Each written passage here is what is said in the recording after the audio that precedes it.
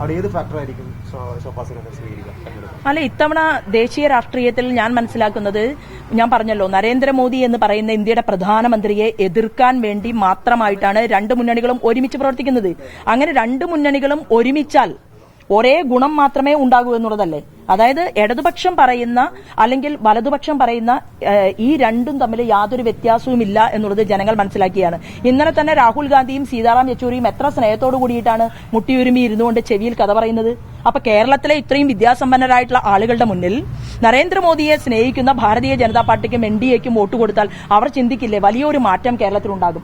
ഇപ്പൊ ആലപ്പുഴയെക്കുറിച്ച് മാത്രമാണ് ചർച്ച ചെയ്തതെങ്കിൽ അവിടുത്തെ മത്സ്യമേഖലയ്ക്ക് വേണ്ടിയിട്ടുള്ള പ്രവർത്തനങ്ങൾ, അവിടുത്തെ കാർഷിക മേഖലയിൽ പാവപ്പെട്ട പ്രസാദിന് ആത്മഹത്യ ചെയ്യേണ്ടി വന്ന ഒരു നാടല്ലേ ആലപ്പുഴ.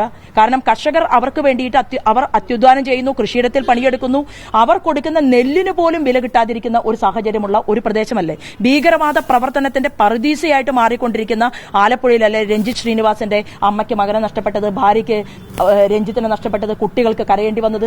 അപ്പൊ അങ്ങനെയുള്ള ഒരു സ്ഥലത്ത് കൃത്യമായി ഞാൻ പറയുന്നു, കാര്യങ്ങൾ വിശദീകരിച്ചുകൊണ്ട് ആളുകളുമായി സംവദിച്ചുകൊണ്ടുള്ള ഒരു തെരഞ്ഞെടുപ്പായിരിക്കും. അതായത് നമസ്കാരം പറഞ്ഞ് ആളുകളോട് ചിരിച്ച് എനിക്ക് വോട്ട് തരണം എന്ന് പറയുന്ന ഒരു തെരഞ്ഞെടുപ്പ് പ്രവർത്തനം ഞാൻ എവിടെയും നടത്തിയിട്ടില്ല.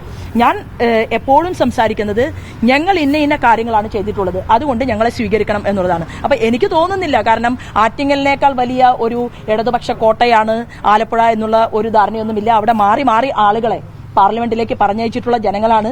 ഭരിക്കാൻ സാധ്യതയുള്ള മുന്നണിയോടൊപ്പം ആളുകളെ ചേർത്ത് വെക്കാനുള്ള പ്രബുദ്ധത കാണിച്ച ആളുകളാണ് ആലപ്പുഴയിലെ ആളുകൾ. അപ്പൊ സ്വാഭാവികമായിട്ടും നരേന്ദ്രമോദി ഭരണകൂടത്തെ നയിക്കുമ്പോൾ എന്തുകൊണ്ട് ഭാരതീയ ജനതാ പാർട്ടി വിജയിപ്പിച്ചുകൂടാ എന്നുള്ള ഒരു ചിന്ത, NDA വിജയിപ്പിച്ചുകൂടാ എന്നുള്ള ഒരു ചിന്ത ആലപ്പുഴയിലെ ജനങ്ങൾക്ക് ഉണ്ടായിക്കൂടെ? അവർക്കുണ്ടാകുമെന്നാണ് ഞാൻ വിശ്വസിക്കുന്നത്.